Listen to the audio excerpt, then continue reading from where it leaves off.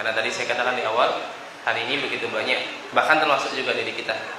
Kadang-kala kita merasa benar karena kita tidak tahu kalau ternyata diri kita berada di atas kesalahan. Setelah belajar baru sadar, baru tahu kalau ternyata apa yang dikerjakan itu satu hal yang salah dan keliru. Dan Masya Allah, itulah manfaatnya terus belajar. Walaupun juga setelah belajar bukan berarti pasti aman, karena kadang-kala pun juga kita setelah belajar tahu ternyata tidak boleh, itu pun juga kadang butuh waktu dan proses. Butuh waktu dan proses untuk kemudian bisa meninggalkan.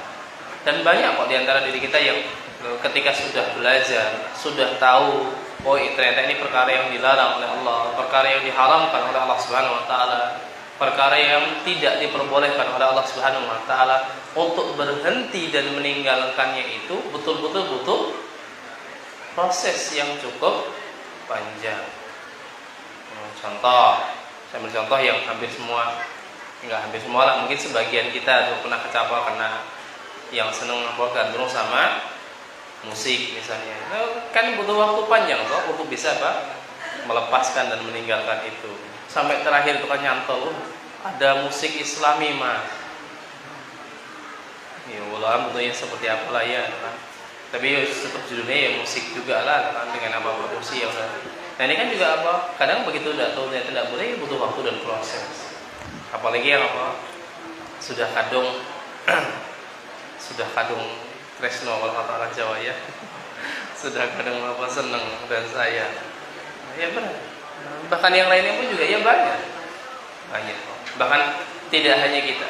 Saya yang dari beberapa pelajaran sekelasnya para sahabat radhiyallahu anhum ajma'in.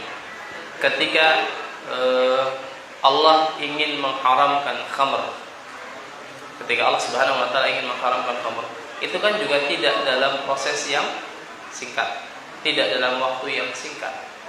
Itu artinya tidak dalam satu tahapan enggak, tapi dalam beberapa proses tahapan. Mulai dari awal Allah sampaikan bahwasanya khamr itu kalau toh ada manfaatnya, itu enggak sebanding manfaat yang sedikit dengan dampak buruk yang sangat besar. Yang ketiga itu para sahabat udah mulai mikir, iya manfaatnya apa? Sementara efek dan akibat yang ditimbulkan Masya Allah sangat besar. Kemudian Allah tunjukkan lagi ketika itu ada salah seorang sahabat yang sholat dalam kondisi masih dalam pengaruh minuman keras. Akhirnya bacaan sholat yang enggak karu-karuan, Allah turunkan ayat, jangan sekali-kali kalian mengerjakan sholat dalam kondisi mabuk. Dalam surah Nisa kan Allah katakan, la taqrabus sholata wa antum sukara hatta ta'lamu ma taqulun. Itu kan menjadi sebuah tahapan yang berikutnya. Sampai kemudian Allah turunkan surah Maidah, innamal khamru wal maisiru wal ansabu wal azlamu rijsum min 'amali syaitani fajtanibuhu la'allakum tuflihun. Baru stuck sudah, baru dikat sudah, berhenti sudah. Para sahabat tidak lagi menyentuh yang namanya khamr. Tapi ibrah dan pelajaran yang bisa kita petik adalah itu dulu para sahabat saja mereka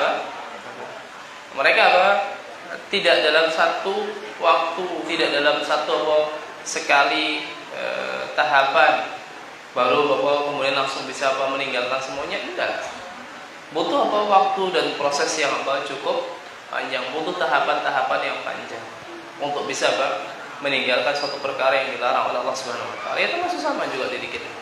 Apa lantas kemudian kita merasa karena sudah sekian tahun itu kan kenal sunnah, sudah sekian tahun ngaji, kemudian sudah betul-betul sempurna? Semua dari diri kita itu dalam proses, dalam tahapan untuk terus belajar dan terus merubah jadi baik. Nih, semoga Allah Subhanahu wa taala berikan taufik, Allah berikan kemudahan kepada diri kita semuanya untuk bisa terus belajar dan kemudian bisa mengamalkan dan mengaplikasikan apa yang Allah Subhanahu wa taala syariatkan. Wallahu taala a'lamu